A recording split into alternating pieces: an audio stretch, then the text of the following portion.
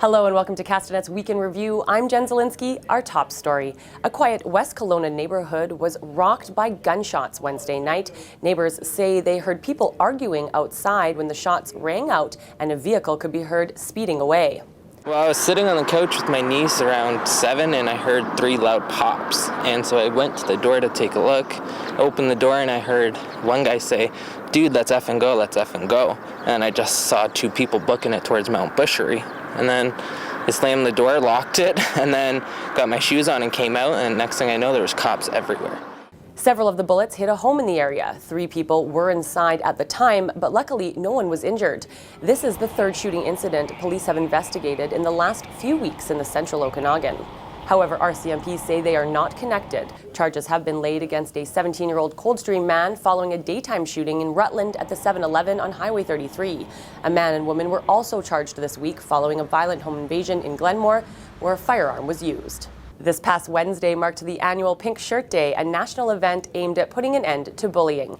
Here in Kelowna, a local tech company whose main initiative is to eliminate bullying from social games and apps online decided to take their anti-bullying message outdoors and spread the positivity. So we're trying to get rid of bullying off the entire internet. We'll work with large companies like social media groups, messenger apps, games companies. Whenever someone's being really mean and stuff like that, we can create a signal and say, this is not cool. And then sometimes you can just message them and say, this is not appropriate, or like, did you know this is bullying?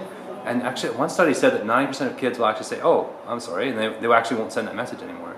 Also held on Wednesday was the Okanagan Boys and Girls Club 2nd annual Pink Shirt Day breakfast, which raised $10,000. Construction continues along Doyle Avenue in downtown Kelowna, making the area a congested hub of activity. This week, St. Paul Street was shut down for several hours while a transformer was delivered to the new Interior Health Building.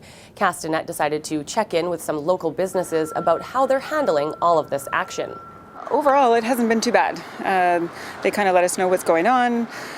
Through the winter, it was every other day. It was can we get into the parking lot? Can we not get into the parking lot? But it's just a little bit of an adventure. They've been very respectful. The guys come in and get coffee. They come in and get lunch, and it's been a pretty good relationship all around. It's been okay. We rely a lot on foot traffic, and we're happy that there's construction going on because that means improvements at the end of the day, and probably an increase in foot traffic for us. Parking has always been a problem, and I think it will continue to be. But we're here. We knew that when we got into this business, so we're not going to complain about something that was here before we got here. The new Interior Health Building is set to open in the upcoming months. RCMP and ICBC were out on the streets this week speaking with pedestrians and cyclists about staying visible to vehicles when on the road. The warning comes following an increase in vehicle-pedestrian collisions in the recent months. As a pedestrian, the best way to be safe is to be visible. Make sure that you're wearing bright, reflective clothing, making sure that you make eye contact with the drivers, and crossing major intersections or even side streets at the appropriate location using marked sidewalks and that sort of thing. On average in the South Okanagan, 12 pedestrians are killed a year. The BC Winter Games are underway in Penticton. The event kicked off with the Athletes March into the South Okanagan Event Centre on Thursday. More than 1,700 athletes will compete in different sports at venues throughout the South Okanagan in the days ahead. The closing ceremony is slated to take place this Sunday. Well, that wraps up Castanet's Week in Review. I'm Jen Zielinski. Thanks for watching.